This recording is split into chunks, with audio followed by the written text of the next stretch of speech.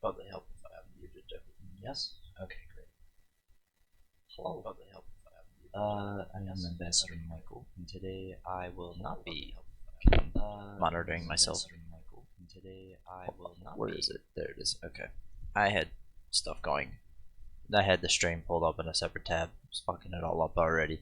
Very beginning of the stream. Good job. Woo. Um, yeah, so we're gonna try to do the Games Embassy live while we're working on some other things. Unfortunately, again, the holidays kind of screwed up our schedule, kind of screwed up what we have going on. So we are working on some things. We're trying to finish up Game of the Year. Unfortunately, there have been some again conflicts with the scheduling, and so unfortunately, some of our guys have had to. They've needed just some extra time, and so the short version is I'm giving them that time, and we're gonna get everything handled on that end. And then I'm gonna be doing these kind of live streams to supplement, the Games Embassy and kind of going forward, dealing with it that way. If things kind of fall apart, so this will be our backup, our little plan. Obviously, we want to hear from you guys. Kind of let us know what you think about the live streams, whether or not they're working for you, whether or not you'd rather just have the good old podcast form.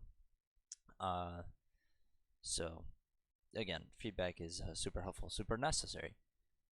So we don't have that much news this week. We have 1, 2, 3, 4, 5, 6, 7, 8, 9, like 9 total pieces of news. Um, and some of it good, some of it bad, some of it sad.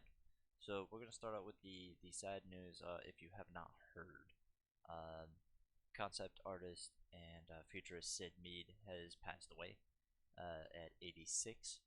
He was more famously known for doing Blade Runner 2049, Tron. You can see some of his work here. He also did a bit of work on Gundam. So a very talented man, as you can see here by the concept art he drew and uh, kind of his vision for things. And so the man clearly had a lot of talent, and it's obviously it's sad that he's passed. So may he rest in peace.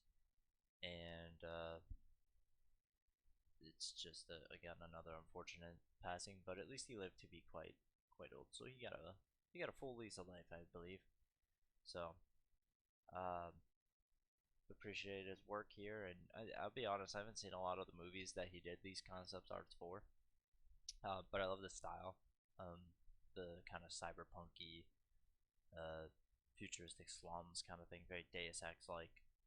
So uh, it, I wish we could have gotten more, but it is what it is. He had a full lifetime of doing stuff like this and putting out some really cool stuff. So moving on. I saw this article the other day, and I haven't really approached it much since I played Destiny 2 at the very very beginning of it. Played it at launch with Chris.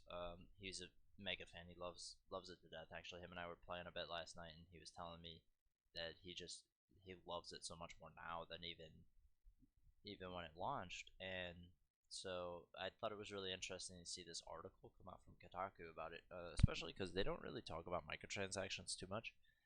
In big games, AAA games, they generally try to stay away from that kind of stuff. Um, they seem to be the least hesitant of all the main outlets to do so, but here they are. So I wanted to go through this a little bit and just kind of pick out some things to discuss because, like I said, I haven't dropped in a while. Um, so one of their arguments here is that Destiny 2 doesn't have loot boxes, and it's not pay to win, but it feels like to get cool stuff you have to pay. Um, which again I can't speak to because I haven't played in a very long time. Um, Obviously these outfits below are pretty cool. I think for the most part, a lot of that armor is pretty nice. It looks pretty sweet. Um, but their argument here is that basically like you shouldn't have to pay to get these kind of things. I think that's really where the argument is coming from. But let's just kind of read through a bit. So Season of Dawn, which started on December 10th, brought 3 new sets of armor, only one of which can be earned in the base game. The second required buying and ranking up the season pass, the $10 season pass, while a third is locked behind the Ever Restore for $15. Meanwhile, the Dawning Holiday event added a fourth set, which is also currently only available through Eververse. Outside of just armor sets, the majority of ornaments, alternate looks for exotic gear, sparrows, and ships can only be bought. Only 1 out of the 8 new ghost shells added this season can be earned outside of the store. Things only got worse when this year's annual Dawning event started in late December. Unlike last year, all of the new Dawning armors and set, most of the cosmetics brought to it, had to be bought up front. As PC Gamer pointed out, buying all the loot would cost upwards of $200. While a few of the Dawning items can be bought for Bright Dust, the game's non-premium currency that can be earned by completing bounties, good luck doing that. Even the most efficient players would struggle to grind more than 200 Bright Dust per hour, making purchasing something like the 6,000 Dust Northern Light Warlock bundle a 30-hour affair. If I'm gonna be real with you, like, people that play Destiny, that's pretty much all they do is play Destiny. So like, I know, like, don't get me wrong, I still think it's maybe not like the best. Oh shit, I probably not smack around my entire desk. Well, I don't agree that it should be as expensive as it is, but really all there is in Destiny after you've played through its main stuff is like loot and gear. And based off what Chris is telling me, a lot of what's oriented now in terms of getting loot and gear is through quests. So like, most of this stuff is very specific to cosmetics and very specific to like pretty much extra stuff, while there's still a wide berth of things to do and earn. So while I agree, like, it's kind of shitty, you you get the season pass, I'm pretty sure, with the expansion, which is how hardcore people play it. And if you're not buying the expansion, then you got the game for free. So again, I don't really see the problem with them charging if it's a free to play game, which it is. I think their argument is that people that bought the season pass can't get the loot. I'm not really sure what the argument is here, if I'm gonna be honest with you. And I'm like very against microtransactions, very against like the ridiculous monetization that's come about in the recent years. And so I'm just not really understanding the argument, but I guess let's read further and see. Though complaints about Destiny 2's cosmetic shop are eternal, the cup has runneth over in the last month, with posts decrying the growing commodification of loot blowing up across the game subreddit. This is in part due to Shadowkeep, the major expansion that kicked off Destiny 2's Year 3, feeling so meager compared to 2018's spectacular and more expensive Forsaken. With the launch of Shadowkeep and the accompanying season of Undying Season, the grind to get new legendary and exotic loot had been stretched out, while story beats have become shorter and choppier. In the case of the Portal, the Vanguard, Warlock, Ikoria Ray was building throughout the season of Undying, the new story stuff was just anticlimactic. Many important character vendors, meanwhile, have gone more than a year without seeing their merchandise overhauled. It's in the context of this general slowdown that Eververse's ever-growing inventory started to grate. I mean, I guess that's a fair comparison to make, but again, I don't know. I guess I'm just having trouble finding what the argument is. Oh, so they still do use silver, but I thought you could buy everything with Bright Dust. I thought they got rid of all their premium currency. I guess I was wrong. Now they have 4 versions of currency? I don't know. This is all very confusing to me. Destiny 2's recent push of its players toward purchasable cosmetics rather than the ones earned through exploring the game have been compounded by 2 major changes to how Destiny 2 period, coinciding with the launch of Shadowkeep. Bungie overhauled how armor ornaments work. Instead of custom ones to augment specific pieces of armor, the ornaments became universal. Similarly, armor perks became customizable in the form of mods, rather than locking in random rolls after dropping. The net result is that players now have more freedom over how they look without needing to worry about whether the preferred style will hurt them in a raid or Iron Banner matches. Yeah, I remember that, and I remember praising them for that. Again, I guess maybe I'm just missing the arguments here, so I guess let's keep going to see if there's an argument. Majority of quality improved and also made Eververse gear more important, since the ornaments you can buy each season are often responsible for the more interesting and extravagant outfits. I'd argue the Season of Dying set what with its lion face paw. Similarly, I really like the armor set. Okay, so you like armor that you have to buy. That sounds like a you problem. But okay. Shadowkeep also changed how bright engrams work. These loot boxes give players random pieces of Eververse loot, from common to extremely rare ornaments. Players used to be able to earn them simply by leveling up every 100,000 experience points. Now that grind has been replaced by the seasonal battle pass, which rewards continued play with a preset number of bright engrams that only bestow older cosmetics from earlier seasons. This change felt especially stingy in last fall season on Dying, when only some items in the Eververse shop could be purchased for Bright Dust. Based on the feedback, Bungie made sure to change that for Season of Dawn, ensuring that around 80% of new gear added to the store would be purchasable with Bright Dust. Some of the most coveted items, like the Black Death ornament for the exact Cannon Crimson, are still silver only though. Rather than being unlocked through a questline or completing a particular Season of Dawn Triumph, the only way to get it is to cough up $7. That's a lot of money. To be fair, $7 is a lot of money for a fucking skin. So I'll give them that. I would definitely agree with that. $7 for a fucking cosmetic skin is ridiculous. And that gets at the larger way in which it feels Eververse is slowly eating away at the core of Destiny 2. Once upon a time, the flash chase rewards might have been earned through excelling at a particular event like PvP or doing Nightfalls. It could even defend the intimidating time commitment Destiny 2 demands of even casual players. The peak for fashion in Destiny 2 was arguably during its first year, when in addition to new vendors and raids sets being introduced on a regular basis, rallies provided a way for players to express themselves through pledging allegiance to certain characters repping their colors and styles in the world. I don't know. Okay, again, I don't. Games as are expensive and it has clearly tried to fund some of the development through paid access. But the race to riches progression underpinning a player's journey through Destiny 2 is a much more delicate thing to preserve. It's also been part of the journey that it's never been so dependent on buying your way to the best outfit. Retooling the game's conspicuous consumption around real dollars may not completely break it, but it certainly tarnishes it. Yeah, I don't know. I'm not really seeing the argument here. The argument is the free-to-play game charges you for cosmetics, which is what free-to-play fucking games do. And then if you buy the season pass, you're getting cosmetics, and then really, like, they're only locking off very few for pay, which is still kind of garbage, but like,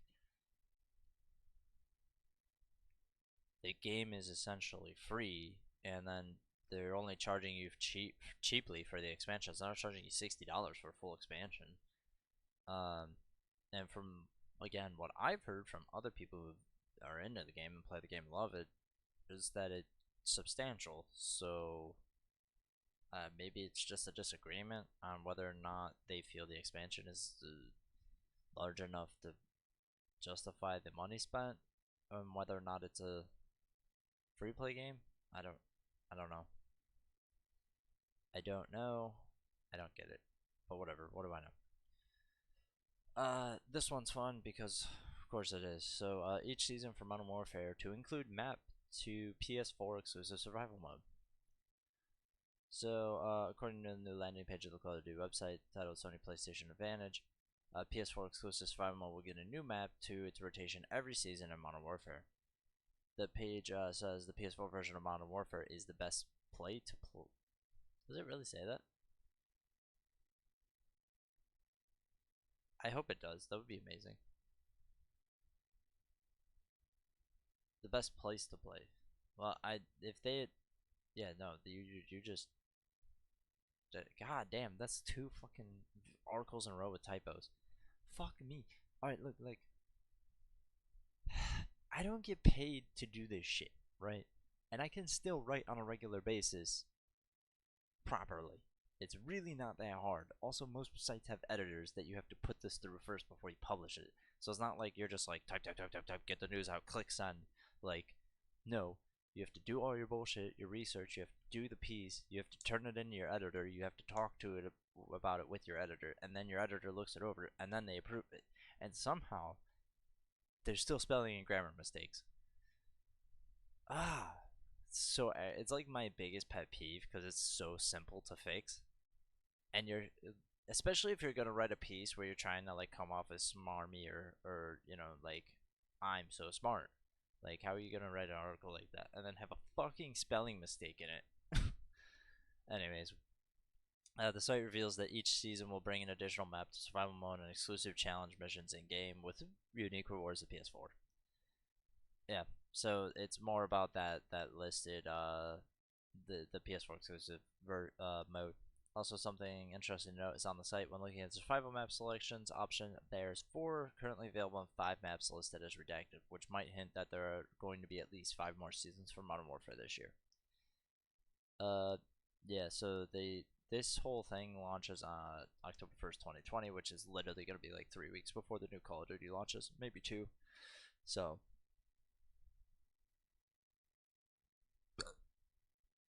oh, good. It muted everything but my headset mic, so I just burped right into it. Great. I specifically hit the. Okay. Whatever, fuck it. Who gives a shit? Anyways, let's talk about the this is I think the most interesting story of the week. So Vince Bella is going to work for Dice LA. If you aren't aware, Vince Bella is the CEO, this man here, of Respawn Entertainment. He worked for a long time at Infinity Ward. He was part of the group of Infinity Ward that broke off from Activision, got into a big old lawsuit, and it was all loads and loads of fun. And then they finally separated, and they launched Titanfall with EA, and then they launched Titanfall 2, and then they were purchased by EA. So they've been very successful. Titanfall 2 have been very successful. Star Wars Fallen Order was very successful critically. Um, and now they didn't do the gangbuster sales that EA typically looks for, but they consistently put out quality titles. Every game they've put out so far has been pretty high quality. Fallen Order has bugs and stuff like that, so it definitely needed some polishing, but gameplay wise, story wise, for the most part, it was quality. It needed a little polish, but everything else about it was pretty good. So they're gonna take him and his leadership and move him over to Dice LA, where he's thinking they're going to rebrand the studio and launch a new IP, which is very exciting. So the short version is this article goes into a lot of what he's been working on, what they were working on, and kind of how he's gonna handle Dice LA. So he says, we'll probably rebrand. We want to give it a new image. We want people to say this is a destination where you can go and make new content. I think we've kind of gotten the branding that they are the support studio for Dice Stockholm. I think rebranding is important to show people, hey, come work here. We're going to be doing some amazing things. So I think that's cool. I really like Vince a lot. He has a lot of stuff going on that I think he's done fairly well on. These are some guys from Respawn. And so Zambella's moving more towards like a. He's moving out of exact leadership and becoming more of a coach, I guess, is kind of how they're phrasing it here. Whereas they're gonna allow the kind of the teams that are currently running on Star Wars to run Star Wars, and the team running on Apex to run Apex.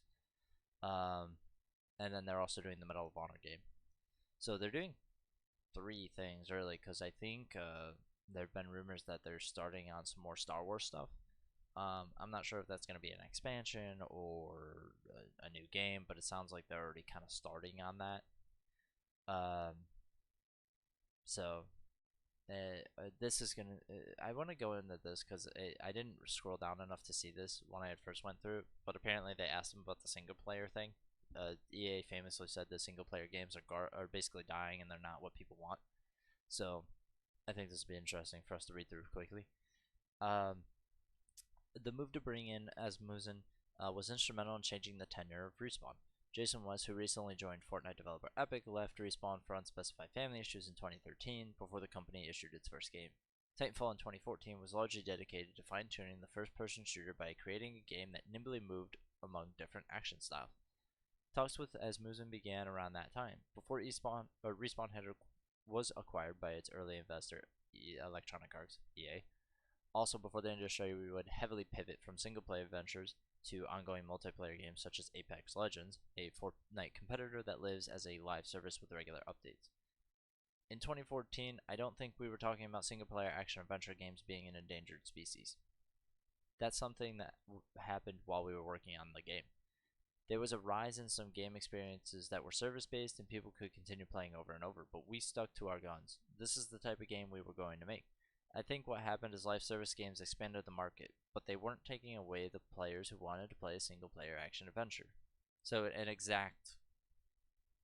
like exact contradiction to what EA's was saying, where it was like, no, people don't want these games anymore. We're not making these games. The market's not demanding that.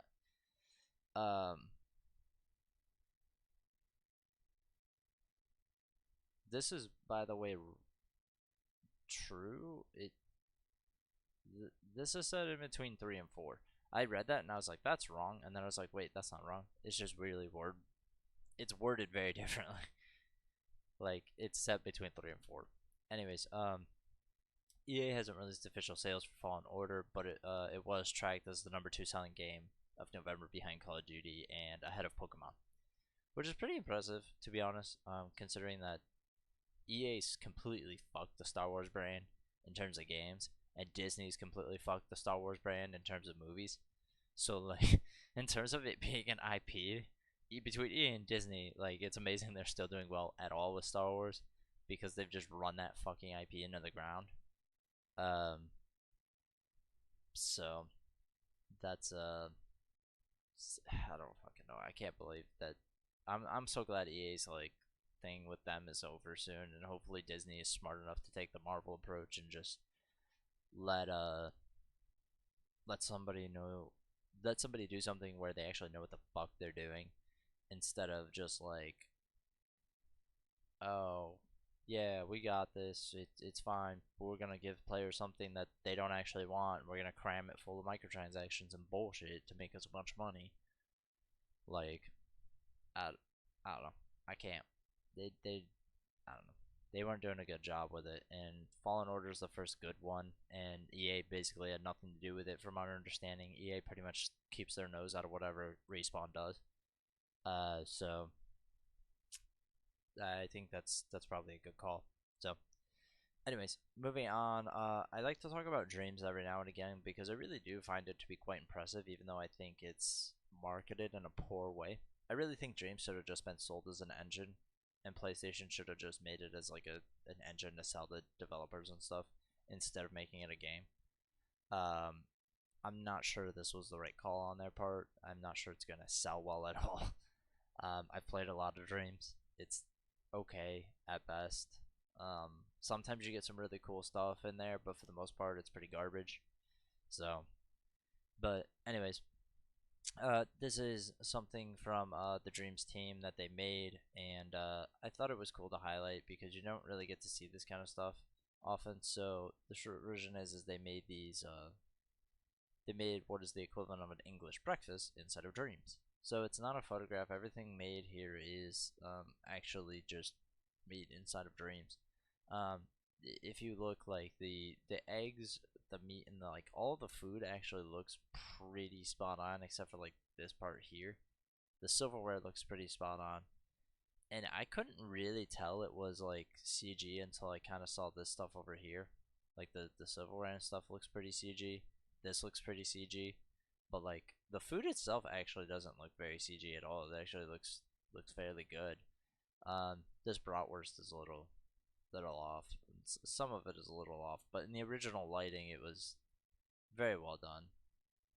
So I think this is some of the like preliminary stuff they did to kind of get it in shape before they put it on eventually into this and kind of highlighted it with the textures and stuff. But overall, it's pretty impressive to be honest that you can do this with Dreams and just kind of the cool stuff you can do. But at the same point, like these guys are I'm pretty sure that yeah this guy works at Media Molecule, so he's a dev there, so of course he knows how to use the tools better than anybody. And it's just I don't know. Dreams is cool, but it needs needs something. It needs to be something. I don't know. It's missing a lot of purpose. I guess ultimately is what it feels like. I bought it for the sake of being like, oh, this would be a great game to like stream and like hang out with people and stuff. And then I was like, this is so boring. Holy shit, most of these suck. And they're not even like fun suck. They're just like boring. At least if they were like entertaining bad, we could kind of go into it, but it's not entertaining bad. It's just not good bad. So, uh, moving on. So yeah, this I don't know where this came about or where it even really FF7 remake demo. That's weird. Um, so I'm not sure where this got downloaded or how. Um, but the demo popped up on the PlayStation Store, which is really bad because not only did it pop up on the PlayStation Store, people are playing it, and also like there's a huge leak of like everything in the game somehow. Cause God, we talk about this so often, but Square Enix is really fucking incompetent.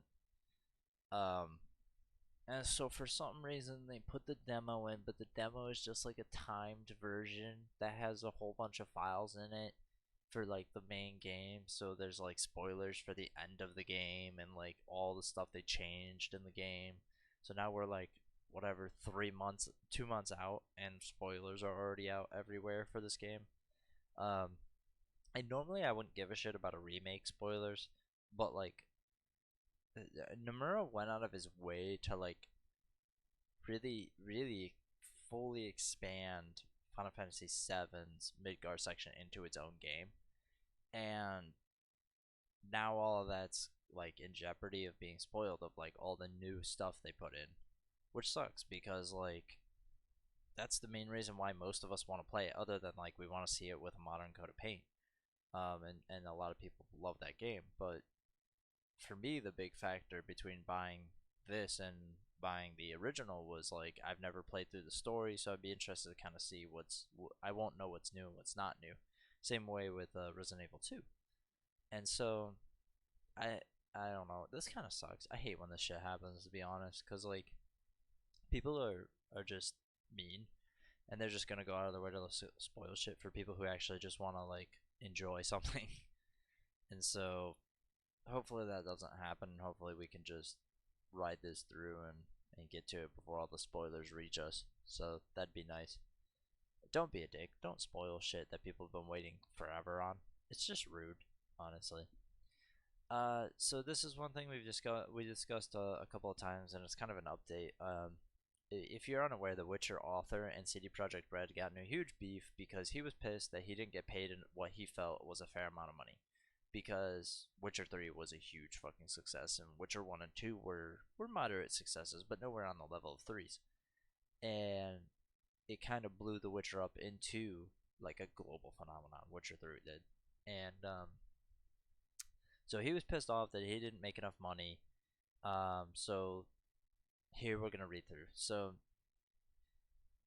CD Projekt Red acquired the rights to the entire The Witcher series from creator Andrzej Sapkowski. I don't know. I can't do fucking Eastern European names. I'm sorry. Before creating the first game to carry the same name. At the time, Sapkowski signed the deal for a fee but not royalties. Later, he later revealed in a Yard Game interview that he didn't have faith in the game's success back then, and he felt he was owed more than the initial sell fee. A year later, he officially demanded payment of 16 million from Project Red for CD Projekt Red as compensation for missed royalties. The developer refused to pay the sum, but seemingly left the door open for renegotiation. It now appears that they have both reached a new agreement. In December, the two reached a new agreement with the press release saying that it satisfies and fully clarifies the needs and expectations of both parties.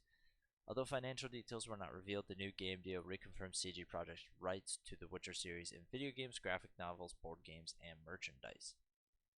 So the short version is they own like a lot of the Witcher's IP, but I think he owns it in terms of just writing books. I think that's how this works. They're like splitting the different rights. So I'm glad for them. CD Projekt Red seem like really good people. They're doing really good work. Obviously, more people want more of The Witcher, but more stuff set in that universe. I never played Witcher 3, so I genuinely can't spoil the end of it for you. Um, I'm kind of interested in playing it again. It's on Game Pass, so people have been busting my balls long enough that I might as well try it out. But I'm not really like jonesing to go back for it. I didn't really enjoy it the first time around, so. But we'll see. I'm gonna put it on like a lower difficulty this time and just play it as like a normal human fucking being. So hopefully that helps. Last story of the day is the PlayStation Plus games for 2020. We've discussed this many times, but if you're unaware, you only get PS4 games now because Sony decided fuck you, you don't get shit. Um, so you're really only, I don't know. Xbox is still giving out 4 games a month, and PlayStation's only giving out the 2. And PlayStation's quality has not improved that much to justify it, in my opinion. In this case, you're getting a first-party game, and you're getting an indie, which is okay, but they're both super fucking old games. Um, Uncharted: The Nathan Drake Collection is perfect for anybody who hasn't played it yet. I would highly recommend it just for the sake of you get 3 games for free, so you might as well, right? And then Goat Simulator is it's good for a romp. You'll have fun with it for like 25 fucking 30 minutes before you get bored of it and you're like, all right, I've had enough of this. At least with the Uncharted collection, you get 3 solid games that are gonna take you a bit. I don't really like the first one that much. I think me and Daryl discussed this a bit when we were doing games of the decade or generation. I think it was of the decade. I didn't really enjoy the first one that much. The second one I think is okay, and the third one's okay. But I really think the fourth one is the best of the 4. Um, but you really like to get the full scope of what 4 is and how it really like is drawn together. You really should play the other 3, and you can buy the fourth one for like $20. I think now. I think it's in the hits collection. So yeah, overall, not a great month, but I mean, I own both of these games, so whatever. Who gives a shit at this point? I've pretty much given up on PlayStation Plus having anything good. It's just one of those things where like sometimes I'll get something nice. Last month was Titanfall 2 and like the motocross thing, and I already own Titanfall 2 digitally, so I was like, whatever. I guess I'll fucking get this. So yeah, PlayStation's been really lacking lately in terms of what they've had going on, and I'll be honest with you, fam, not really enjoying it too much. They're kind of screwing it up. Uh, Not a huge fan of what they're doing over there with PlayStation Plus. So maybe when PlayStation 5 launches, hopefully they have something sorted out, and they're like, oh, we're bumping into 4 games, PlayStation 4 games a month because PS5 is backwards compatible. We can't give you PS5 games yet because it's a brand new system or something. I don't know. Either way, I don't know. That's kind of it for me today. I don't really got much else for you. There wasn't too much I pulled. Thankfully it's been the beginning of the year, so there's not hella news yet. But we should be getting back to the regular news cycle here shortly. Also, it's gonna start getting crazy because releases are gonna start hitting in about mid-January through the end of March. So we're gonna be quite busy. If you haven't yet, we have a YouTube channel as well where we've been posting videos and impressions and best games of the generation. We also have another podcast that we do called Group Chat, which is on Patreon first, and then published to everyone about a month later on free feeds. So, and if you haven't yet, we have a Patreon as well where you can get some cool stuff. We're kind of reworking a lot of things going on here recently. So, if you look here, I'll just go through the Patreon. I'm gonna plug a bit. Fuck you. Yeah. So we have a Patreon.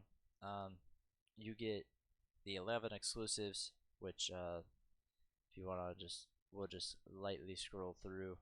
A lot of these are pretty. Oh, I don't know why I did that.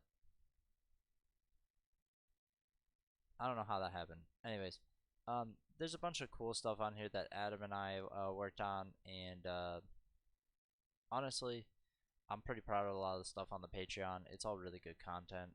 Some of it we're gonna put out for free this year, so if you haven't checked it out, we'll kind of give you a little taste. We'll give you 1 or 2, I think, this year for free. But yeah, thank you very much for joining me today on this Sunday afternoon. I appreciate your guys' time. And we'll be back next week in one way, shape, or form. Hopefully with the Game of the Year discussion. If not, another live stream with the news. So bear with us while we work through all this. Thank you for your time. And goodbye.